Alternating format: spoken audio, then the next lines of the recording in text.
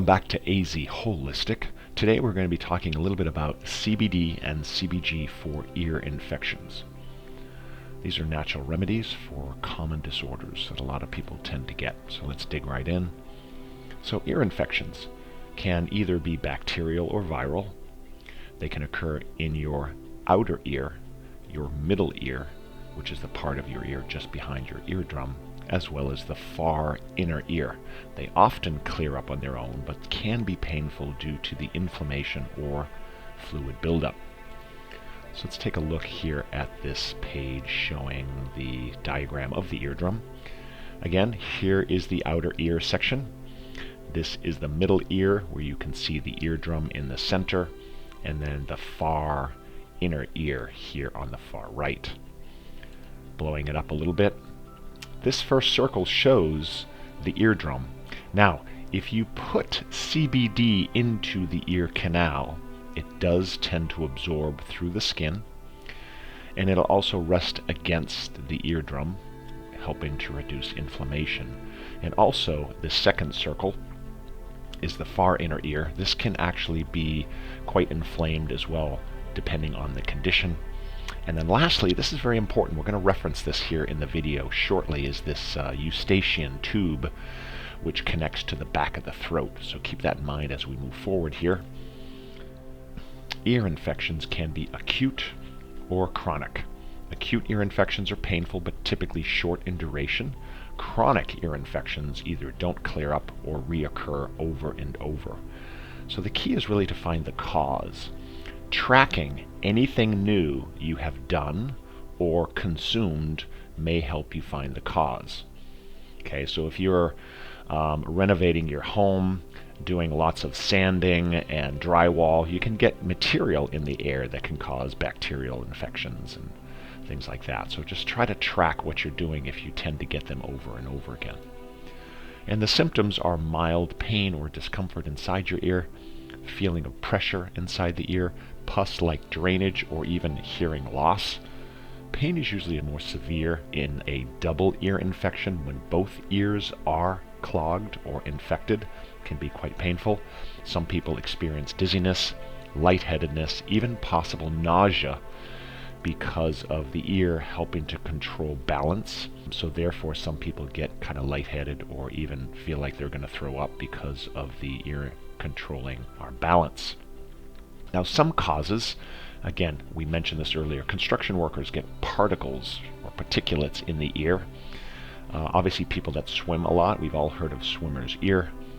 Traveling on airplanes a lot can cause it.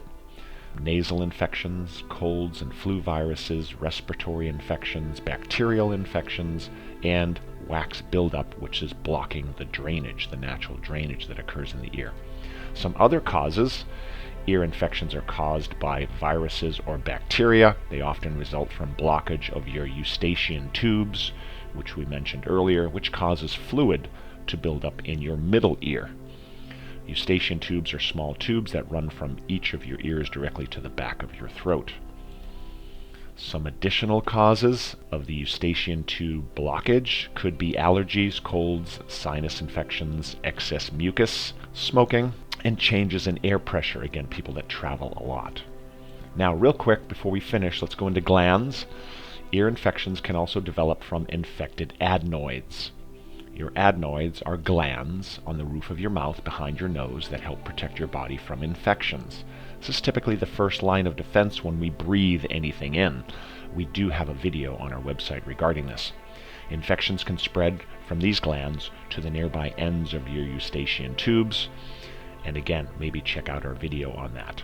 Now, gargling with CBD is helpful for oral hygiene, and we're going to go into this here a little bit with some of these treatments.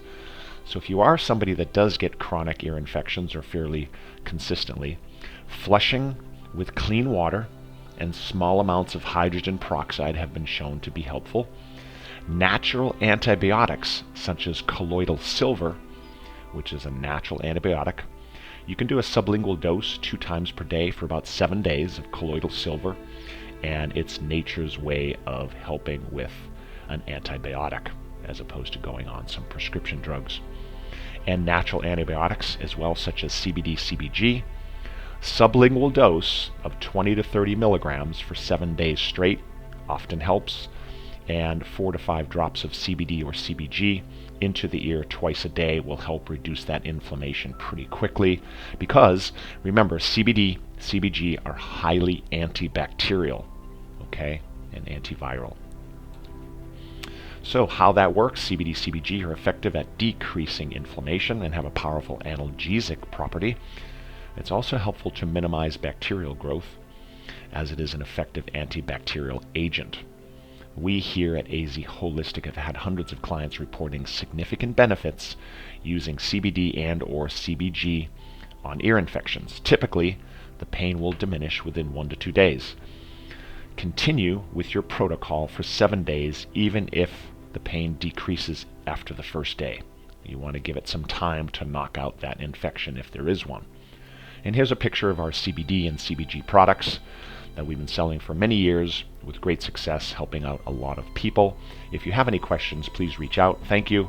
Again, azWHOLEistic, a whole lot more than CBD since 2017. And don't forget to do something nice for someone you don't even know today. There's not enough of that in the world right now.